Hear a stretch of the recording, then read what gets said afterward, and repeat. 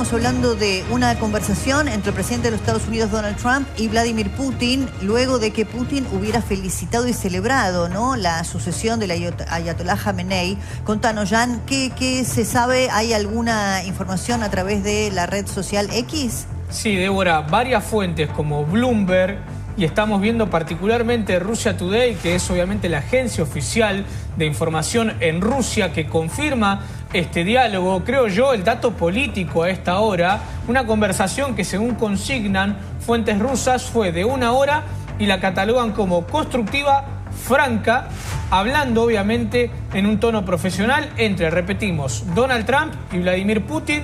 Charla por teléfono que, según marcan desde Rusia, fue de Trump a Putin. Es decir, el presidente de los Estados Unidos entabló un diálogo telefónico, y aquí leyendo las primeras crónicas periodísticas, habla, obviamente, y después vamos a repasar, ¿no?, porque se da una polémica de hora.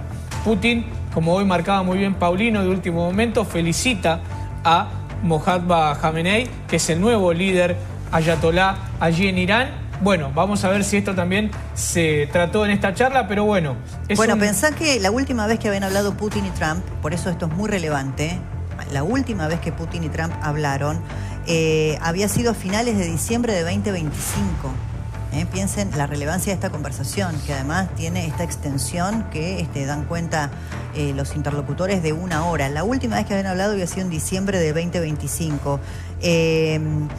Y bueno, la verdad que impacta sobre todo por lo que había sucedido previamente, ¿no? Primero los rumores de cierto apoyo, o por lo menos a través de la inteligencia, por parte del gobierno de Putin a Irán, y luego hoy en esa declaración, de tan alto impacto, celebrando a Khamenei, ¿no?, a su sucesor, al hijo del ayatolá asesinado, celebrando su nominación, ¿no? Yuri, así se dice, Yuri Usakov, quien es el vocero, el asesor presidencial de Putin, que habla con la agencia oficial, marca que en algunos tramos de este diálogo telefónico fueron una serie de consideraciones dirigidas a la pronta resolución política y diplomática del conflicto iraní, teniendo en cuenta que Putin ha tenido contactos con líderes del país, con líderes de países del Golfo Pérsico, con el presidente de Irán, Masoud Pezeshkian, y dirigentes de otros países. Claro, da a entender el asesor de Putin que Trump le pregunta sobre qué conversaciones tuvo con los líderes del Golfo, aliados justamente de Irán, o que están más formados con ellos en esta formación de pensamiento. Bueno, de esto son las primeras crónicas de este diálogo telefónico que tuvieron estos líderes. Claro, que hoy le dan la espalda, ¿no? Porque Irán ha quedado aislado, tiene el apoyo solamente de Hezbollah en el Líbano, de los hutíes en Yemen y algunas facciones en Irak, y no mucho más, porque tanto los Emiratos Árabes como Arabia Saudita, como países que históricamente tenían posicionamiento neutral, como Qatar o como Jordania, sobre todo desde que se conoció que atacaron posiciones petroleras tanto de Arabia Saudita como de los Emiratos Árabes, tomaron posición contraria, ¿no?, a lo que está ocurriendo, y condenaron lo que está ocurriendo con Irán y los ataques que está haciendo los países de la región. Y marcan que también se habló del conflicto Rusia-Ucrania. En algún tramo de esta conversación telefónica, así lo confirma la agencia oficial de prensa en Rusia. Sí, sobre todo, ¿no?, después de que el propio Zelensky reveló. Sí. Débora, quiero agregar una información de último momento que está circulando ahora en Wall Street. Sí. El Departamento de Estado de los Estados Unidos va a confirmar en las próximas horas la reunión que se va a realizar entre el presidente Donald Trump y el presidente de la República China, Xi Jinping, que va a ser entre el 31 de marzo y el 2 de abril. Ya está confirmado el viaje de Donald Trump. ¿Entre el 1 de marzo? Entre el 31 de marzo y el 2 y el 2 de abril se van a reunir. Todavía no está el día, pero en las próximas horas el Departamento de Estado de Estados Unidos va a dar a conocer el día en que se van a reunir, una reunión cumbre clave. Clave, sin duda, clave. Clave, ¿no? clave porque también yo supongo que Trump para el 31 de marzo, fecha en la que emprende este viaje para reunirse con el presidente Xi, tenga alguna definición respecto de la guerra, ¿no? Claro, tal vez tenga definido ya. Ahora, lo que hay que decir también, Débora, con respecto al tema Irán, es que prácticamente el 90% del petróleo que exporta Irán va a China. No, bueno, por eso te digo. Para entender lo que puede ser China, esta reunión, ¿no? Bueno, vamos a sumar a Alejandro Rascobán, que está con nosotros, que es doctor en Ciencias Sociales y titular de la Cátedra de Seguridad Internacional. ¿Cómo estás, Alejandro? ¿Qué tal? Buenas tardes. Bueno, ¿qué estás viendo? Bueno, un poco las novedades que ustedes también comentaban. Está claro que lo que estamos esperando en algún punto, después de 10 días, es ver si hay alguna estrategia de mediano o largo plazo.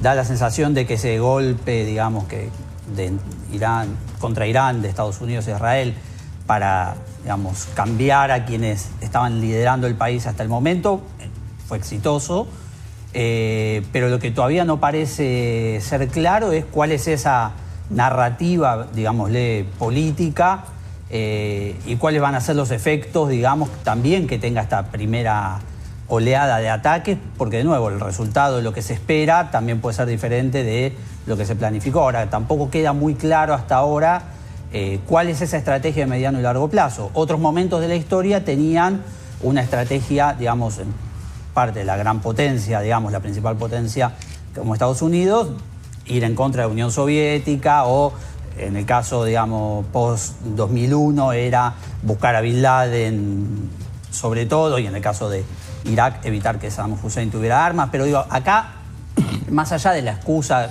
que fue alguna vez incluso revertida por las mismas declaraciones de Trump, de un ataque preventivo por si Irán atacaba o por si Irán eventualmente tenía una bomba, no queda, digamos, muy claro cuál va a ser esa instancia política, además de la bélica. Hay dos instancias, ¿no? Por un lado, lo que primero se impuso como idea, ¿no?, que era el cambio de régimen, que es, bueno, una instancia de las más ambiciosas. Luego se moderó un poco esa expectativa, hablando de que la incursión tiene como objetivo el desarme, ¿no?, de las posibilidades de que Irán siga con su plan nuclear, o estas armas, ¿no?, que tiene estos misiles teledirigidos y demás, que era mermar su capacidad militar. Eso parece que está ocurriendo, ¿no? Mermar su capacidad militar está ocurriendo. El cambio de régimen no lo sabemos. Y esa es la parte, digamos, que está abierta, y en todo caso quizás la pregunta pasa a ser no solo si el cambio de régimen, digamos, si puede existir un cambio de régimen exógeno, es decir, se puede cambiar un régimen a partir de un bombardeo por un país tercero, además un país tercero sobre el cual la propia población iraní, vamos a decir, obviamente que hay mayorías, hay minorías, hay discusiones, digo, no parece ser el país que más afinidad tenían. Entonces, si el cambio de régimen va a venir promovido por misiles enviados por Estados Unidos e Irán, Israel, es muy probable pensar que quizás no haya fácilmente un cambio de régimen, sino una especie de consolidación en el otro sentido.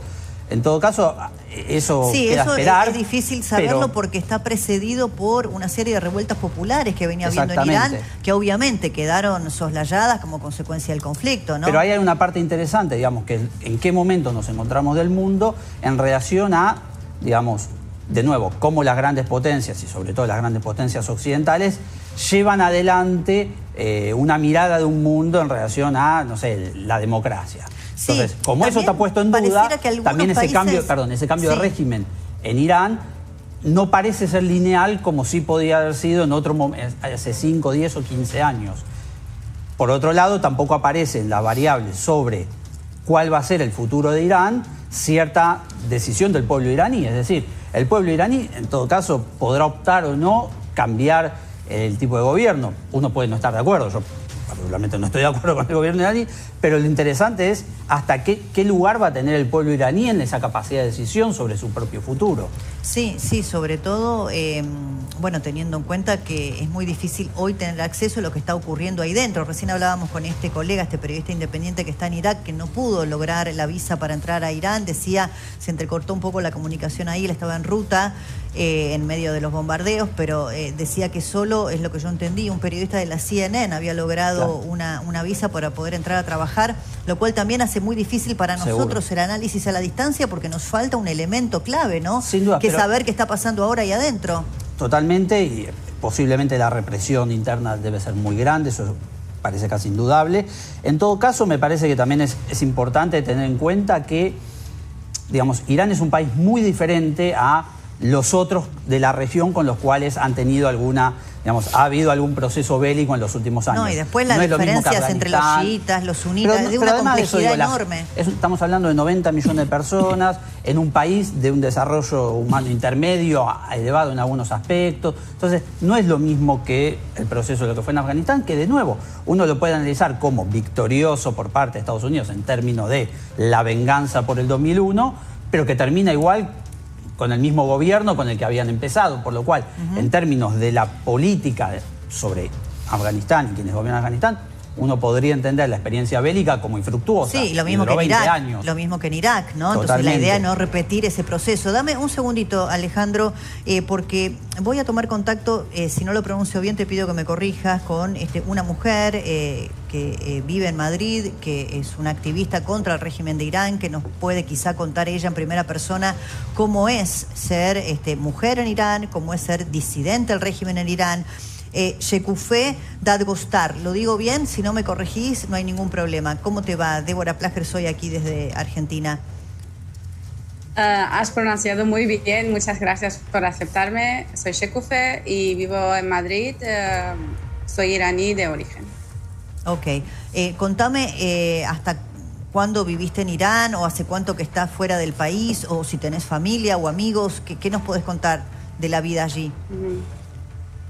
Yo he salido del país 2 años en 2004, estaba en Brasil, después he vuelto a Irán, después he encontrado una vía a ir a España en 2010 y desde 2010 estoy aquí, he tenido que volver a Irán otra vez por culpa de COVID-19 y pues hace 2 años que he vuelto a España otra vez. ¿Cómo es la vida de las mujeres en Irán? Súper difícil.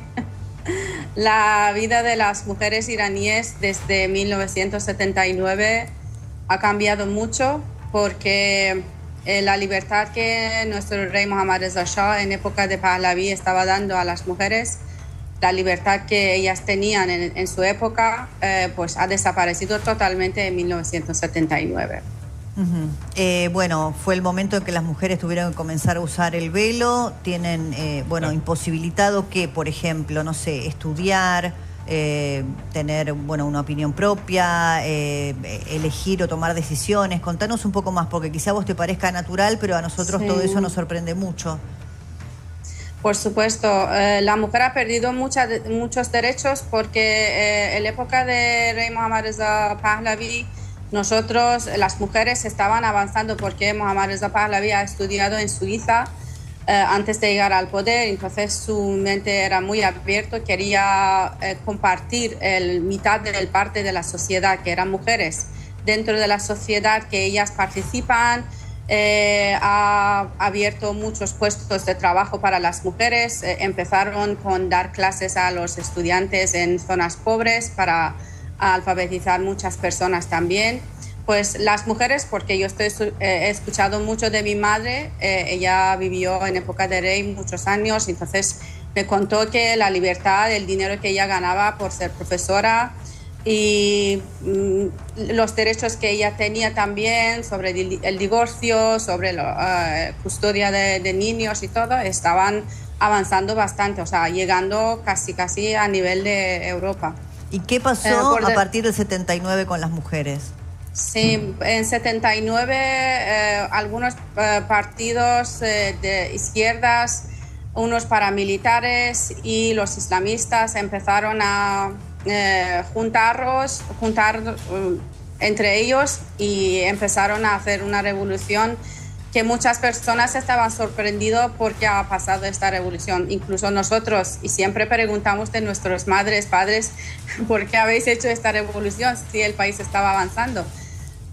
Pero esto pasó y llegando al poder los islamistas mataron muchos de la izquierda, mataron también muchos aliados suyos que ayudaron a ellos llegar al poder y pues quedaron solos al poder firmando un gobierno islamista totalitario.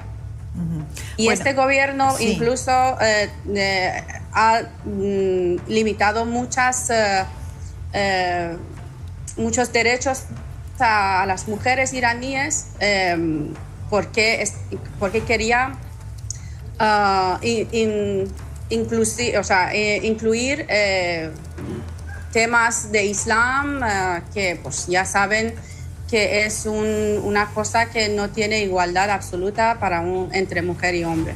Bueno, vamos a seguir conversando en un segundo con vos porque tengo muchas preguntas para hacerte, ¿no? Porque hay a veces mucho desconocimiento, ¿no? Cuando, no sé, algunas organizaciones que defienden los derechos de las mujeres no saben, quizá, o saben y no les importa, no lo sé, lo que está pasando con las mujeres en Irán, ¿no?